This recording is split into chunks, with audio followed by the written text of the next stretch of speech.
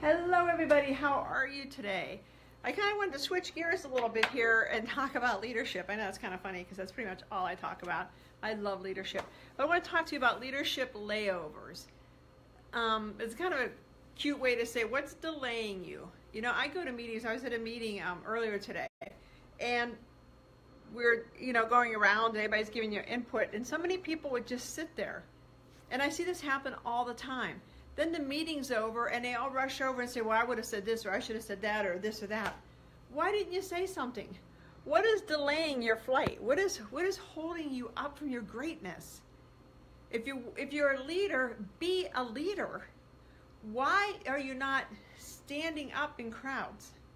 Why are you holding back? I can remember when I first really got into leadership, when I first started this job as a CEO, I was in a meeting and there was about 15 of us, and they asked a question and I knew the answer. I knew exactly what the answer was. Nobody knew the answer. I did. I sat there. I didn't say a word. I just sat there because I didn't have the confidence. I didn't have the confidence to say, oh, the answer is such and such. And that's a lot of times what's delaying you is confidence. You've got to believe in yourself. You have to have the confidence to step into yourself and be you. And so a lot of times you get stuck on the tarmac at an airport. So I mean, picture you get into your plane and you're ready. You're going to take off. You're going to own that meeting. You're going to own that event. You're going to own being in front of your people, whatever. So you're in your plane and you're getting ready to take off, and then the plane's delayed, which means you sat there and it was your time and you held back. You might have said a little bit, but you held back because you didn't have the confidence. Or you have a limiting belief that tells you, why would people listen to you? I mean, that was mine for the longest time. Why would people listen to me? I barely made it out of high school. Sure, I got a college degree, but my grades there weren't sterling anyway. Why would they listen to me? Until I finally realized, why not? Why won't they listen to you? If you're thinking, why won't they listen to you? They're not thinking that. People aren't thinking, what a putz, what a moron. People are listening to you. People want leadership. People are thirsty. They are on the plane and they're trying to get the flight attendant to bring them a glass of water that they can't get because they're still on the tarmac. And when you're on a tarmac, unless you're in first class, you don't get anything to drink. And I've been stuck on my share of tarmacs, both metaphorically and in real life. And you're dying of thirst. People want you to bring them water. People want you to lead them. People, if they trust you, they will follow you. But you have to earn their trust. You have to get off the tarmac. You've got to tell the pilot, let's go. And the pilot is you. The pilot's here. The pilot's here in your heart, in your mind. That you have the confidence, that you believe in your message, that you believe that you have the right answers, that you believe that you are an authentic voice.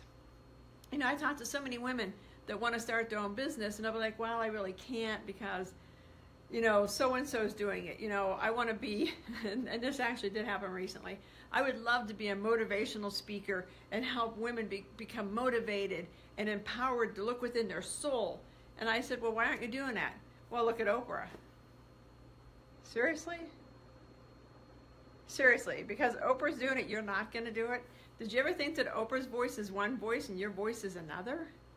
Have you ever thought about that? Have you ever thought, you get into the sphere and people are like, well, there's, a gazillion social media coaches out there. Sure. And I know probably 15 social media coaches. But there's probably one or two that truly resonate with me, that understand my voice. Just like I know probably 30 business coaches. But so far, not one of them has really been able to help me with my issue. But neither here nor there. Everybody has a different voice.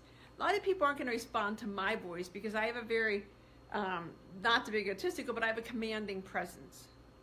I have learned how to walk into rooms and own rooms. I have learned how to kind of have a masculinity to me. And a lot of it goes with my age because at my age, 60, women leaders had to be more male-ish to get recognized. I mean, we had to think about where we were going to put our purses, and believe me, we really had to think through that. We had to think through the restrooms. We had to think through a lot of that. Now, the younger people, the young whippersnappers don't have to deal with that. So I'm not going to resonate with everybody. I may say something and people are going to look at me and say, who cares? But at least I'm not sitting on a tarmac. At least I'm up in the sky flying. Now, I may hit weather as I'm flying and get, you know, hung up in the weather and get hung up in having to do around, you know, go around storms. If you've never flown and you're flying through the back east during tornado season and you have to go around storms coming through the Midwest, I've done that. Those are course corrections, and you have to make course corrections.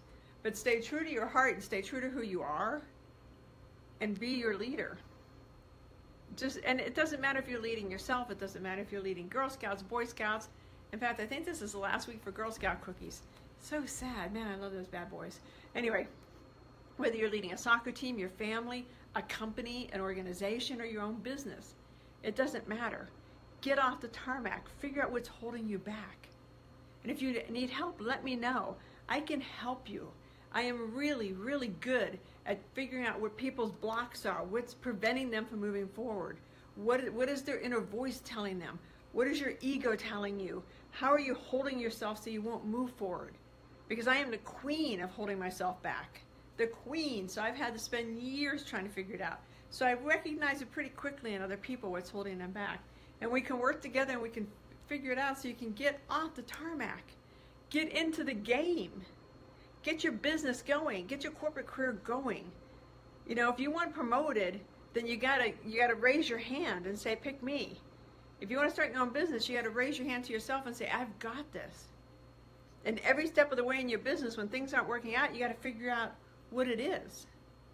And you've got to have the courage and the self-awareness to do that. And I can help you with that. Go over to my website, KarenBarnard.com. I have a great program over there, Enchanted Leaders, 9 steps to reawaken the inner you. It's the art of discovering you. You've got to know you. The best leaders are the leaders that know themselves. You know, when I first became a leader, my team will tell you, in fact, Crystal's actually listening to this, she called me more of a dictator back then. It was like, I want everybody to dress like this to the conference. I want everybody to do this. I want everybody to do that. And I was kind of mean. And I went through a lot of stuff until I figured out what I was doing wrong. And the only way you can figure it out is I had to listen to people criticize me and think, they might be right there or they're wrong. So, you know, I've been through all the trials and tribulations of being a leader. And I can help you get to where you want to get in your career. I can help you progress. You want to make more money? I can help you. You want to have a better life? I can help you. Because you have to look within, and you got to have somebody that's been there that can help you look within. So if you need anything at all, you're ready to get your plane off the tarmac and take off, let me know. I'm here to help you. I'll talk to you later. Have a great day. Bye-bye.